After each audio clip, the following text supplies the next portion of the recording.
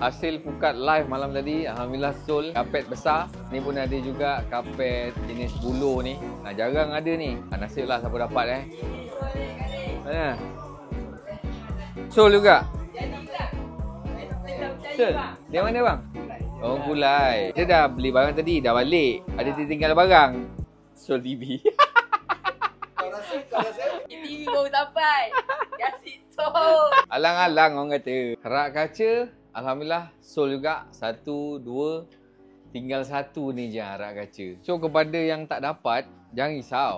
Setiap minggu insya-Allah sentiasa ada barang-barang baru yang kita akan tambah. Yang tak dapat jangan merajuk, terutama yang cari rak kaca tu. InsyaAllah kita akan cuba usaha untuk dapatkan stok tu. Nak cari barang-barang second, perabot ke apa ke, boleh cari dekat Bandar Filo. Sempang Renggam ada, Pontian pun ada. Assalamualaikum.